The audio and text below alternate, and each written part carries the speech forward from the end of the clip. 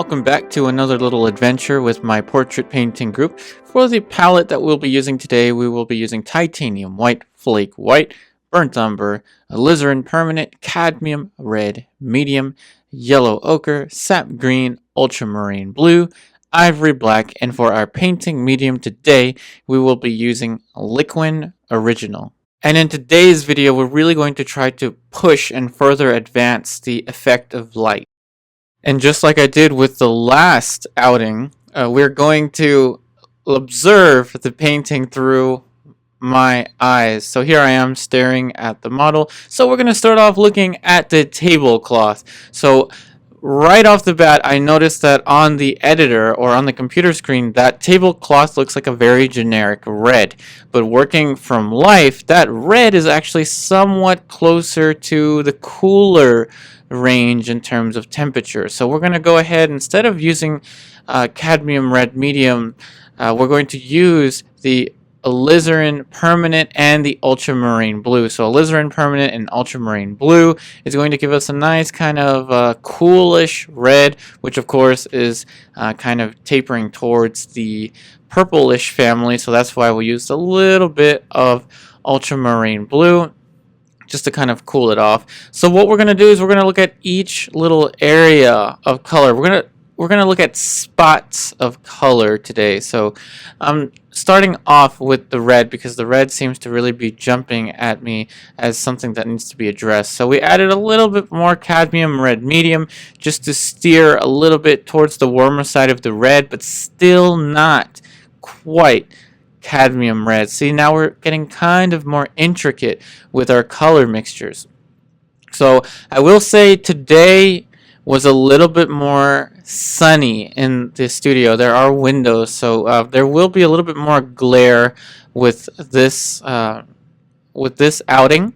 A little bit more glare than the last time we went to the portrait group, but no worries. I actually adjusted the light sensitivity on my camera to try to combat that. But in any case, now we're mixing up a different color, very similar, but we're adding a little bit more flake white. And we're adding the flake white just to kind of try to raise the value, but not that much. Remember, flake white has the property that allows you it has this property such that you can use more of it without raising the value too much. Therefore, you keep the chroma, you keep the hue, you keep the nature of the color without blasting the value too high. There are going to be certain instances, though, when we're going to want to blast the values a little bit more, but we'll get to that later. So now, again, we're mixing up a little bit more of the alizarin permanent, cadmium red medium, and the tiniest bit of ultramarine blue. So now we're going to make the value one step darker, but we're going to change the color cooler. So we're going to be looking at spots of color, areas of color in relation to one another. Later on, we're going to get into the lights on the booklets and a little bit of the light on the forehead. Really just looking at these spots of color to try to get their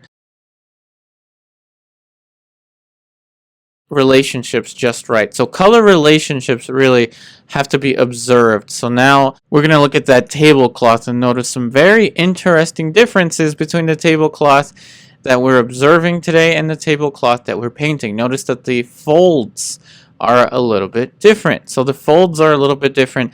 Now this is going to be a very interesting thing to talk about when you're working from life, especially drapery is almost never going to be in the same exact place. So what happens is you're going to have to learn how to pick and choose what bits of information that you want to abstract from the model or from what you're observing. Now we're taking a look again at the drapery, and we're taking a look at a glance. Remember, each time the screen goes dark, it's kind of like I'm blinking. So I'm trying to show the what it really is, the experience working from life what that experience really feels like. So now a little more ivory black. Now I'm sorry that the palette was glaring a lot, so it is going to be glaring a lot today, so I'm going to do my best to explain to you the colors that I'm mixing up and why. So again, we added a little bit more ivory black and alizarin permanent because we really wanted to throw this area a little bit darker, and we didn't want to change the hue that much. So dropping the value, maintaining the hue a little bit the same, but of course that's impossible because if we change the if we change the mixtures on the palette themselves, it will kind of change the hue, just on a practical level. But all we did was use a little bit of ivory black and alizarin permanent and a tiny bit of ultramarine blue, because I did notice that there's a little bit more warmth into those shadows within the drapery. Now notice that the folds of the fabric on the drapery on the painting that we're working on are not the same as the ones you're observing right here. Notice my eyes are going to blink, and then we're going to move into the painting. So take a really good look at the red on the top of the fabric. It's almost just a flat red. Now working from life, it just doesn't look like that. Now what I was observing from life, what's kind of hard to see on the photo reference, or basically the footage from life from a camera, is the fact that that red is a really, really bright red, but it leans closer towards the pinkish family. Now, I'm giving you the information as I see it, as I'm observing that color in relation to other colors. So that red, in relation to the other colors, to me that red is perhaps the most saturated area, one of the most saturated areas. We'll get into the rest later. So that's why I'm using a palette knife to make that mixture, just because with a palette knife you can get a much more clean color combination. So we're using just the ultramarine blue, the cadmium red medium, and a little bit of yellow ochre. So I want a really, really rich red that kind of leans a tiny bit towards the pinkish area. So now we're going to get a clean brush. This is a clean brush, and we're going to first flip the brush in slow motion just for fun, and now we're going to apply that color onto the tablecloth. You gotta have a little fun with this, come on. Alright, so now we're applying the tablecloth color, and we're observing that, well, at least when I was painting from life, I was getting actually very, very close to the color that I wanted, but I still wanted even more texture and even more saturation to this area.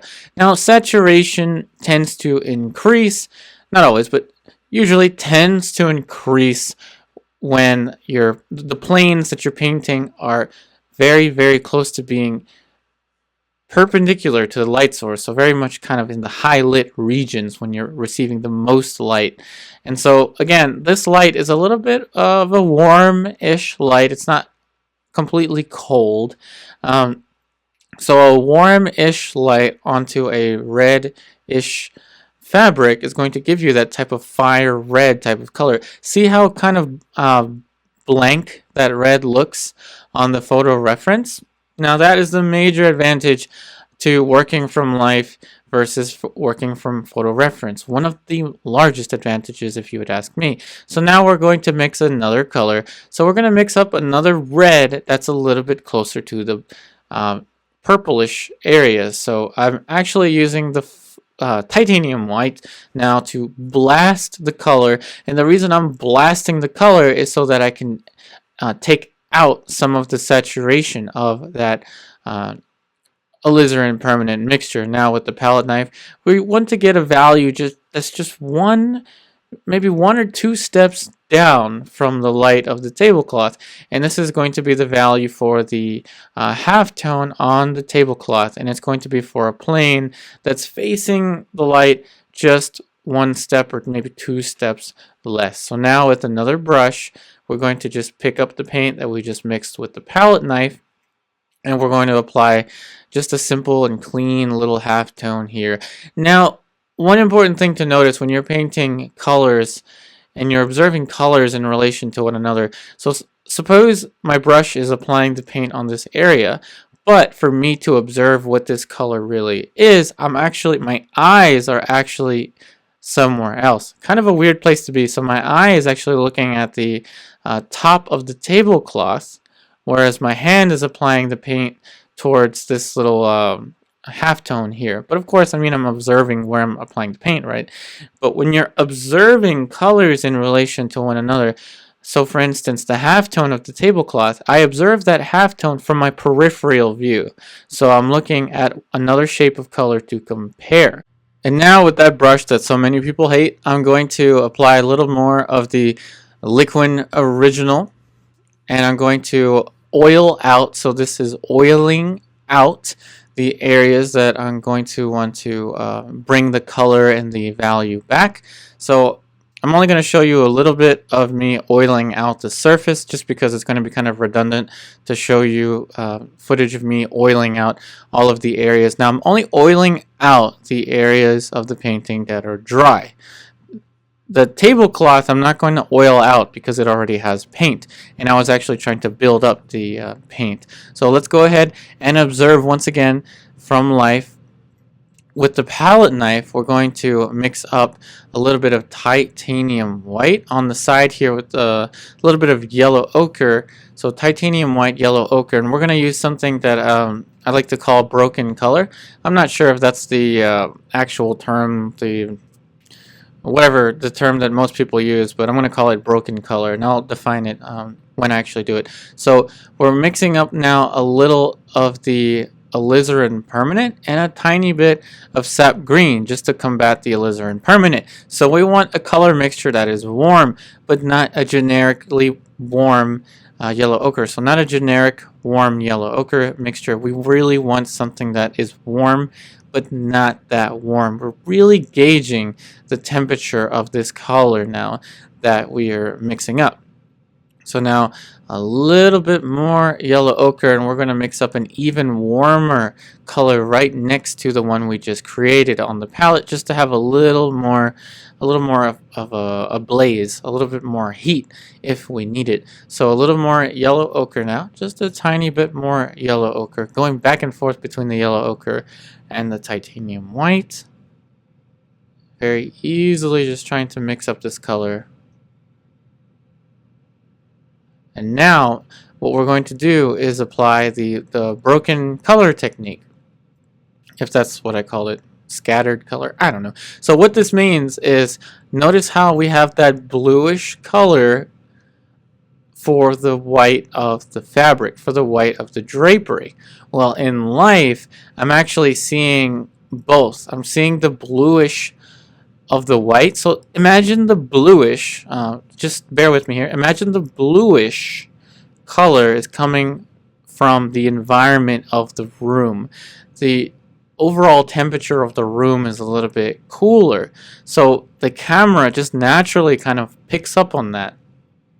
But when I'm blurring my eyes and looking at the model, that white of the shirt is actually picking up some of the heat from the light source.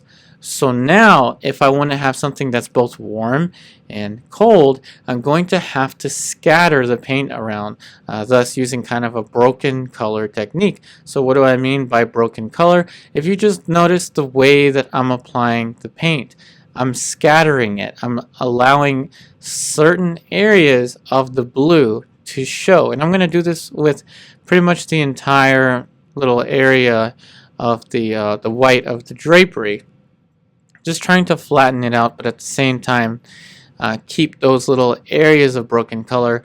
And I'm relating the saturation now of this area. I'm relating the saturation to the saturation of the red of the fabric that we were painting earlier. So relating colors doesn't just mean that you're going to be relating colors next to each other. You can also relate colors at a distance based on their relative chroma and temperature and all of that. So the chroma, so the saturation of this, of the kind of the warmer colors on the white of the fabric is not as saturated.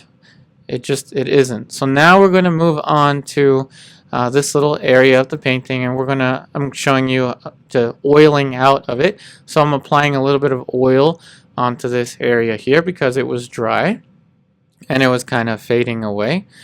Well, not really fading away, wrong term there, but it was just dry, and I'm very careful not to get into the red that I already painted. The reason I didn't oil out the red was because I really wanted to build kind of a more of a matte look to it, at least when I was painting it. So you can really see how the oiling out brings those colors back. And once this layer dries, it will fade a little bit again. It's okay. You just keep oiling it out whenever it fades a bit too much. And then once the painting is complete, that's when you apply the final varnish after a couple months. So now looking at the photo reference, we're looking kind of at the pages now. So keep your eye on the pages. Now the white of the pages is actually a little bit warmer than the white of the fabric of the shirt. So I'm going to go ahead and blink. So that's me blinking, basically the screen going dark and then transitioning. Anyway, so now we're back to the palette, and we're going to mix up basically the color that we saw and compare it to basically the puddle of color right next to it. So we're going to make something that's a little bit warmer and a little bit closer to the pinkish family. And again, we're using the palette knife to obtain these mixtures just because we can get a much more pure color. I don't always want that, especially with flesh tones. I want them to be a little bit more subdued, but there's much more brilliance in these colors that I'm observing today. And again, it's really all about seeing in sequence. Now that we're really finishing up the effect of light for this painting, the large color families are really going to be important to compare to one another. So now let's go ahead and apply that color that we mixed up.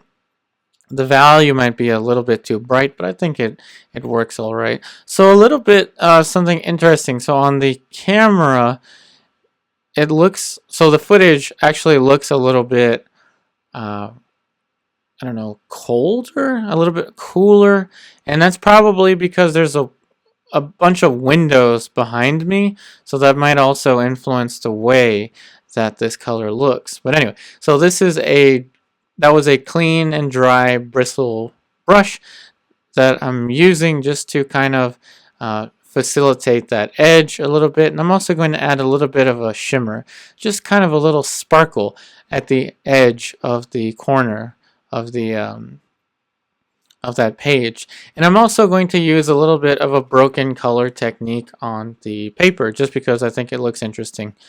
I don't think I really needed it, but I just kind of want to. I want to show the cooler color that was existing underneath and kind of just scatter with this dry brush. I'm just scattering that warmer color that I mixed up on the palette. And now we're going to take a really close look at the books. So the green book and that kind of a brownish book. So I'm not going to zoom into the books just because my eyes don't have a manual zoom preset to them. So I really am observing the model from a very far distance, and I really want you to observe these colors at a distance the way that I'm observing them as well. And again, it's all about creating the experience for you. So now we're mixing up the white of the pages of those books. So the white of the pages on the books appears to me much closer to the yellowish family. So it's a little bit warmer, but the hue is closer to the yellowish. But it's not going to be a generically bright yellow ochre either. So what we have is a little bit of yellow ochre mixed up with titanium white and burnt umber. So now we're going to mix up kind of the shadow side. So I'm kind of squinting to see the value, and now I'm going to go ahead and mix up that color. So it's going to be a little bit cooler, I think, just bouncing my eye back and forth between the model and the palette. This is why I like to hold a palette, because I can really I don't have to make my eyes travel so far between the palette and the model in front of me. So now I'm going to just warm it up a little bit more with the cadmium red medium, And now we're going to get a separate brush, a little shadow brush here. So we have a light brush and a shadow brush for the book. The shadow is a little bit cooler, closer to the greenish, whereas the light is warmer, closer to the yellowish, but not a completely yellow or completely green.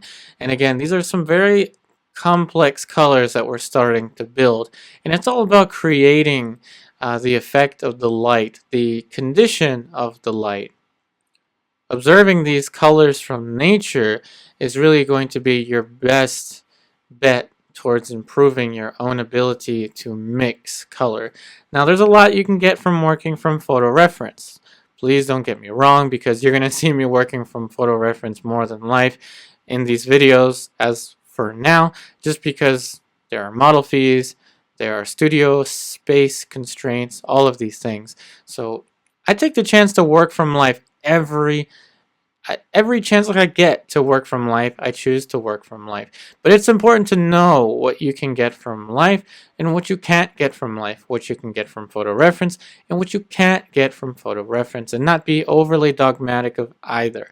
So again, these color relationships that I explained are things that I feel like you can only get from nature. That is, for the white of the book underneath, this color that I'm kind of spreading onto here is actually the shadow color of the book on the top. I just felt like it kind of would work just because it appeared a little bit darker and a little bit cooler, so that kind of contrast worked. So now we're looking at the flesh tones, and looking at a distance, it's impossible to see on the footage, and I apologize for that, but what can I do? I'm doing the best I can with these camera angles. Now, in any event, we're going to start to mix up a very, very elaborate flesh tone. Very similar to what we had before when we were pushing the color temperatures and all of that. But now we're going to be looking for something that's actually a little bit more orangey. And we're going to scatter the color. We're going to use a scattering color, or what did I call it before? Broken color technique to apply these more complex patches of paint. So again, it's really nothing more complicated than using the cadmium red and the yellow ochre and the flake white.